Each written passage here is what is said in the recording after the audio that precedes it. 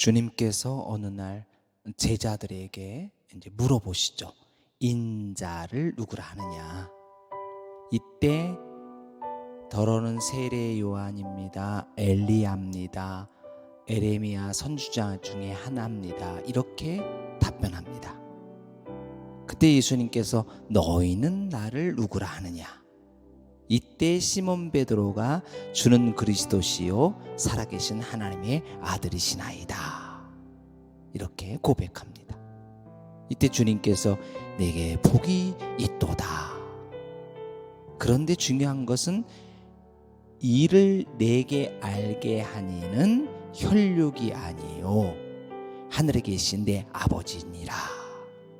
어떤 육의 지혜나 생각이나 육적인 환경이나 이런 것 때문에 이런 것을 알게 된 것이 아니라 아버지께서 알려주셨다. 우리 아버지께서 전적으로 알려주셨다. 그러면서 바로 이 신앙 고백을 터전 삼아서 교회를 세우리라 말씀하셨습니다. 그리고 덧붙여서 음부의 권세가 이기지 못하리라. 주님은 이러한 놀라운 말씀을 하시면서 제자들과의 소통과 또 깨달음과 또 영적인 명령과 암시를 우리에게 해 주었던 것입니다. 그리고 이제 마태복음 16장 19절에 여기서 끝나지 아니하고 내가 천국 열쇠를 내게 주리니 내가 땅에서 무엇인지 매면 하늘에서 매일 것이요 내가 땅에서 무엇인지 풀면 하늘에서도 풀리리라. 어떤 그 영적 주도권과 권위를 주셨습니다. 그러니까 고백으로 시작해서 천국의 열쇠까지 고백하는 베드로의 모든 것도 하나님이 하셨고 천국의 열쇠 주시는 것도 결국 하나님이 주시는, 그리고 그 작은 고백에서 큰 천국의 열쇠까지 발전하고 확정하시는 이 모습, 고백은 나 자신의 진지한 신앙의 자세입니다. 그런 거 하나님께서 선물을 주셨죠. 천국의 열쇠. 그래서 이것을 땅에서 내가 매면 하늘에도 매일 것이다. 땅에서 풀면 하늘에서도 풀리리라. 이렇게 말씀하셔서 우리에게 영적 권위와 지도력과 능력과 배경을 주셨던 것입니다. 그러나 이것은 전적으로 하나님의 사역과 하늘나라의 영향력 있는 전파를 위해서 주셨던 것이지 우리의 똑똑함과 잘함과 능력과 권위와 명예 때문에 주신 것은 아니었습니다. 그런데 이런 모든 사건의 배경에 결국에는 어떤 배경이 있는가? 주님께서는 그 고백 위에 교회를 세우고 그 교회 위에 음부의 권세가 이기지 못하고 그리고 그 멤버들에게 천국의 열쇠를 준다. 그것은 바로 예수 그리스도의 주님의 핏값으로 된 결과인 것입니다. 주님께서 하나님의 명령으로 이 땅에 오셔서 십자가를 지어서 피를 흘리심으로 말미암아 그 핏값을 지불하고 결국 사신 것이 있어요. 그것이 바로 구원이라고 하는 것이죠. 우리를 사셨죠. 핏값으로. 이 세상에서 가격을 매길 수 없는 가장 큰 가격은 이 핏값입니다. 핏값을 어떻게 우리가 돈으로 매기겠습니까? 어떻게 그것을 우리가 말을 할 수 있을까요? 이 핏값이 얼마나 비싼 가격이냐. 생명의 가격이기 때문에 매길 수가 없는 거죠. 근데 그 핏값으로 주님은 다른 것이 하신 것이 아니라 우리를 샀다는 거예요. 그 피로. 핏값으로 우리를 위해서 사고 그리고 그 우리들이 고백하는 고백 위에 교회를 세우셨다.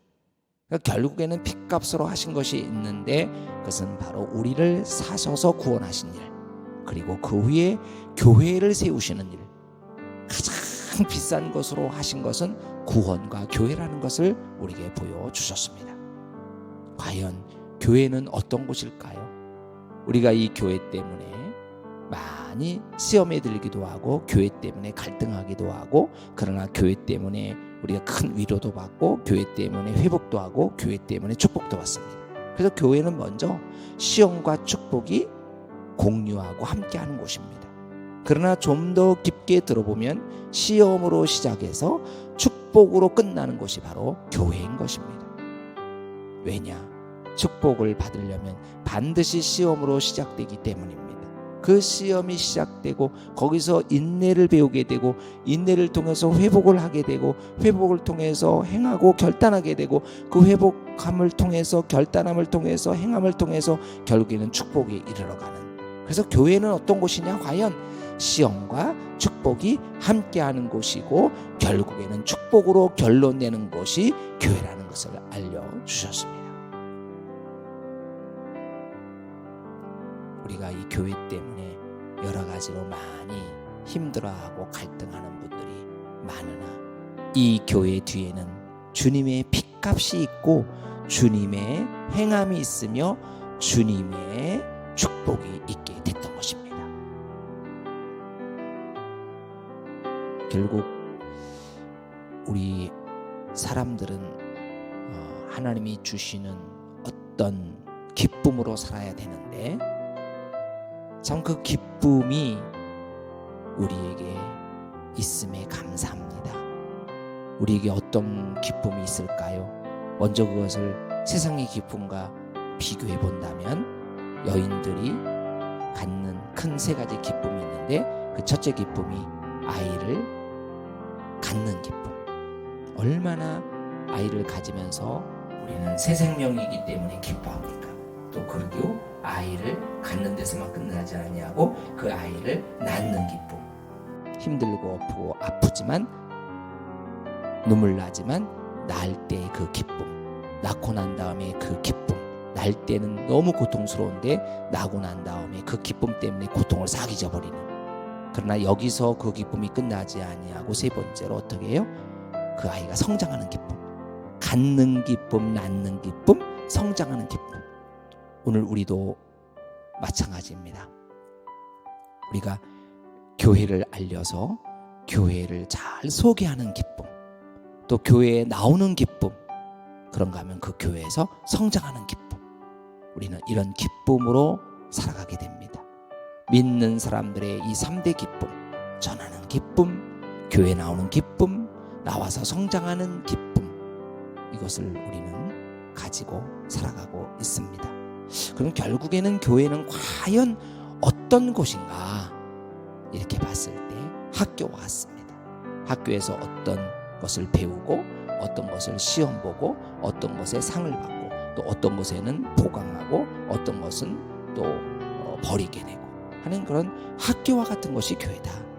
더 나아가서 미장원과 같다. 교회는 미장원에 가서 우리의 머리를 맡기고 우리의 머리를 다 뽑아내고 다 뜯어내고 우리 머리를 엉망진창으로 할 것이라고 생각하고 가는 사람은 없죠. 미장원에 검증된 미용사가 머리를 예쁘게 깎아주듯이 교회는 바로 이런 곳이다. 또 교회는 훈련소와 같다. 사실 훈련소에 가면 이해 안 되는 일이 너무 많아요. 합리적이고 보편적인 일을 시키는 것이 아니라 도저히 이해할 수 없는 일들이 많이 생기는데, 그럼에도 그걸 훈련 때문에 하게 됩니다. 그 훈련을 잘 마치고 나서 자대에 배치가 되면은 그때 내가 훈련을 잘 받았구나, 그때 알게 되는 것이죠. 그래서 교회는 여러 가지를 훈련하는 곳입니다. 또 그런가 하면 교회는 잔치집과 같아요. 잔치집에 가면 먹을 것이 너무 많아서 정말 내가 좋아하는 거 다 먹을 수 있거든요. 그러나 한 가지 전제 조건, 내가 배탈이 난다거나 위가 안 좋다거나 소화력이 없을 때는 참 크게 먹기가 부담스러워요. 그것처럼 우리가 믿음과 말씀과 은혜를 가지고 교회 생활하게 되는 것입니다. 잔치집에 가서 마음껏 먹으면 기쁨을 누리듯이 교회에서 마음껏 먹게 되는 그러한 믿음을 소유하게 되시기를 기도합니다. 또 그런가 하면 교회는 목욕탕과 같아요. 목욕탕에 가면 다 옷을 벗고 깨끗이 씻은 다음에 새로운 옷으로 갈아입듯이 오늘 교회 가면 우리의 묵은 때 여러 가지 정신적인 모든 것들, 마음의 것들을 싹 씻어내고 새로운 그리스도의 옷으로 입는 그런 것이 교회이게 된 것입니다. 결국 교회는 천국으로 가는 통로인데, 그래서 그곳에서 주의 말씀을 듣고 결단하고 천국의 삶으로 점점 나가게 됩니다. 그리고 거기에서 감동으로 헌신하게 되고 비전과 성장을 갖게 되고 우리 믿는 자들에게 그런 역할을 하는 곳이고, 그 역할을 가지고 영향력을 세상에 주면서 주변 사람에 전파하게 되는 곳입니다. 이제 우리 모두는 교회에 대한 부정적이고 어려운 것들을 뿐만 아니라 교회를 통해서 꼭 주고 싶은, 그리고 교회를 세우신 그 핏값으로 세우신 교회를 통해서 이 교회의 영적 정신을 가지고 땅끝까지 복음을 전거하고 그 영향력으로 기뻐하시는 그러한 우리 모든 가족 되시기를 주의 이름으로 축복드리면서요, 과연 교회는 어떤 곳이냐? 그 배경은 핏값이다. 그것은 마치 학교와 같이, 미장원 같이, 훈련소와 같이, 잔치집과 같이, 목욕탕과 같이 축복과 시험이 공존하면서 결국 천국으로 가는 통로임을 알고 우리 모두 교회에 대해서 마음을 활짝 열고 그곳에서 많은 풍성한 열매를 맺게 되시기를 주님의 이름으로 축복합니다. 아멘.